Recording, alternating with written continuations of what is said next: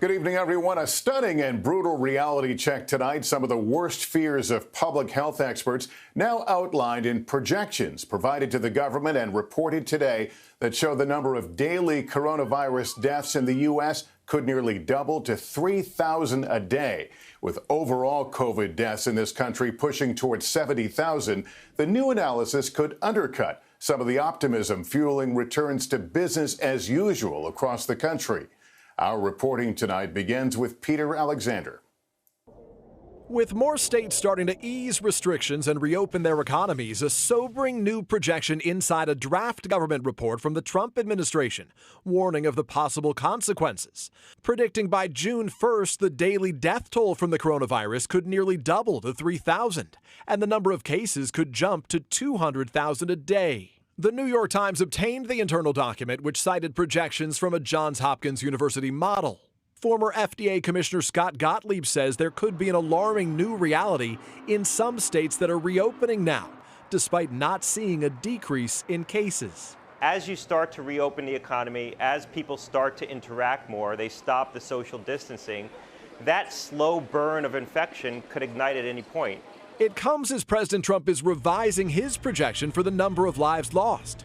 2 weeks ago saying the death toll could be as low as 50,000, but on Sunday saying it will likely be significantly higher. Dan, look, we're going to lose anywhere from 75, 80 to 100,000 people. That's a horrible thing. We shouldn't lose one person over this. Tonight, the White House and the CDC are disavowing the draft document. The White House saying it's not their document, that it's not gone through interagency vetting, and is not reflective of any of the modeling done by the task force. The creator of the Johns Hopkins model telling the Washington Post the projections were unfinished and not in any way intended to be a forecast, but adding there are reopening scenarios where it could get out of control very quickly. Gottlieb noting cases are expanding in 20 states. And it may be the case that we have literally tens of thousands of infections every day, and we just have to learn how to reduce our risk and how to live in an environment where the backdrop is that there's going to be continued spread of this virus. And tonight, another model often cited by the White House is projecting the death toll will reach 134,000. That would mean as many Americans could lose their lives in the months ahead as have died so far. Lester? All right, Peter, thank you. Even with those troubling new projections, more states are letting businesses reopen despite the risks, while others are taking a more cautious approach, sparking new protests. We get all the latest from NBC's Miguel Almaguer. Tonight in California, where stay-at-home orders remain in effect, business as usual has never looked so shocking. From restaurants near Los Angeles to cities outside Sacramento, open defiance from local leaders and businesses flouting mandates now 7 weeks old. We can't stop working. We can't stop living. With a chorus of protests growing louder across the country, tempers are flaring at capitals. Let us go back to work. City centers and on street corners.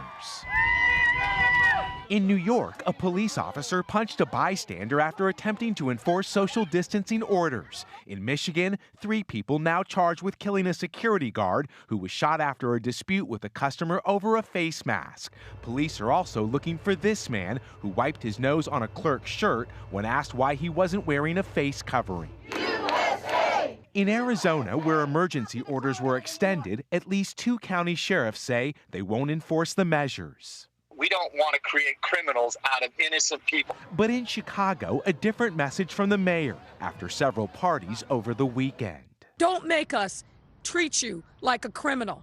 But if you act like a criminal and you violate the law and you refuse to do what is necessary to save lives in the city in the middle of a pandemic, we will take you to jail, period. Amid warmer weather and growing angst about staying home, today 6 more states partially reopened. In Florida, some shops and restaurants can open with reduced capacity. While Miami remains shut down, beaches in Clearwater are open with people spread out. In states where the lockdown lingers, it could take months to reopen some businesses, and that is driving the protests and defiance we're seeing across the nation.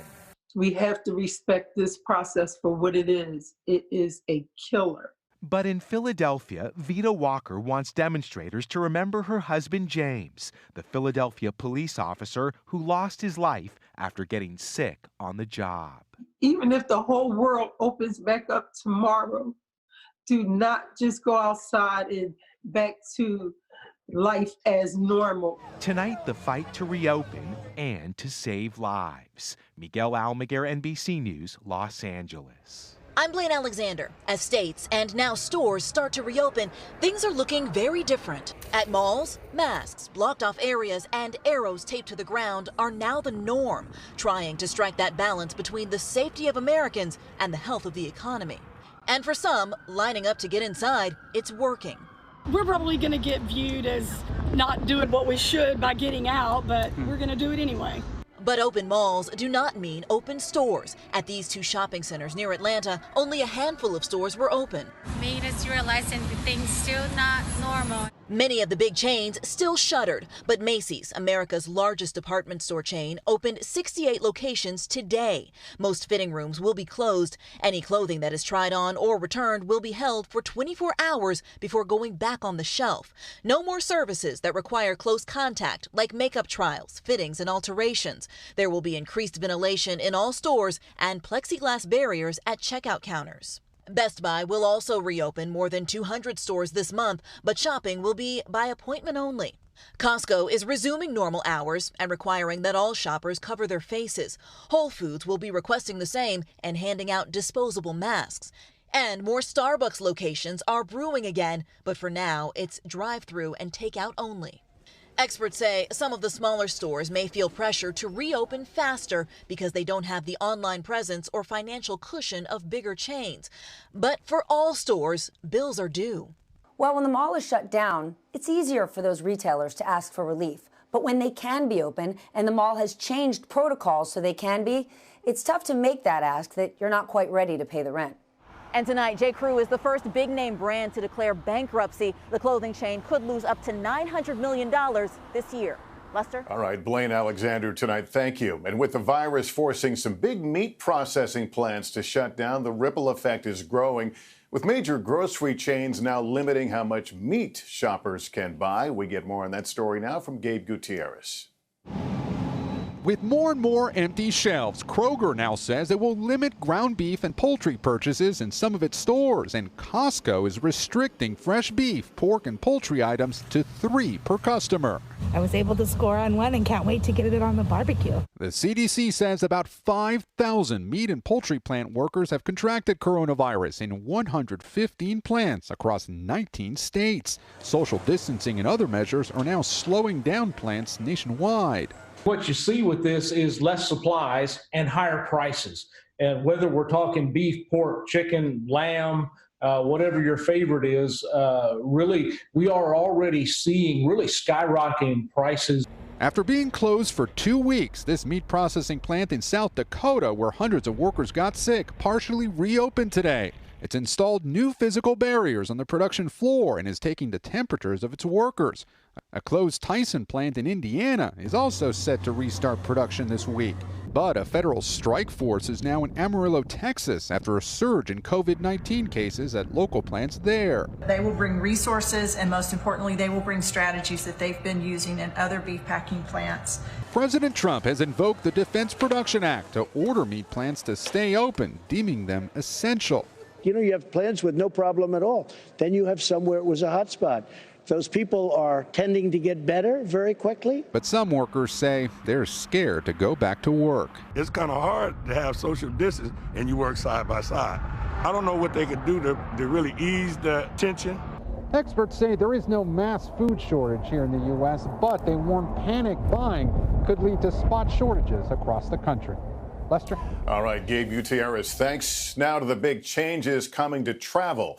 Airlines now requiring passengers to wear face masks during their entire flight, and a major cruise company already talking about launching new voyages. Here's Tom Costello. With the nation's airlines fighting for their survival, new rules to keep both crew members and passengers safe. As of today, passengers on JetBlue, Delta, and United must join crew members in wearing masks from the moment they check in.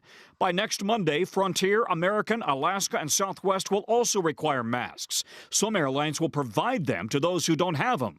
If passengers refuse, they could be denied boarding. Faith Leonard, newly married on Zoom, was today flying from New York to Georgia. Some have people around, some are just true, some of them are completely empty, and most people wearing masks. Every airline now deep cleaning their planes, enforcing social distancing, and limiting the number of passengers, leaving middle seats open.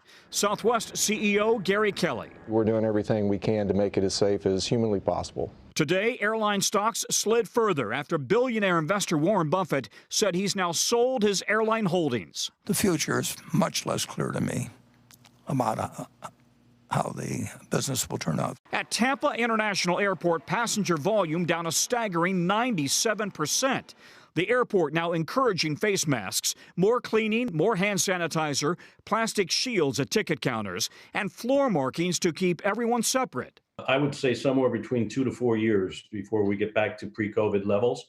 That's what our forecasters are telling us, and that's what we're planning on. Meanwhile, Carnival Cruise Line, also in dire straits, now says it hopes to sail on August 1st, despite CDC concerns that cruise ships exacerbate the virus's spread. And Uber asking drivers and passengers to wear masks. Back here at the nation's deserted airports, the numbers are alarming. On Sunday, just 170,000 people flew nationwide. A year ago on the same day, 2.5 million people flew.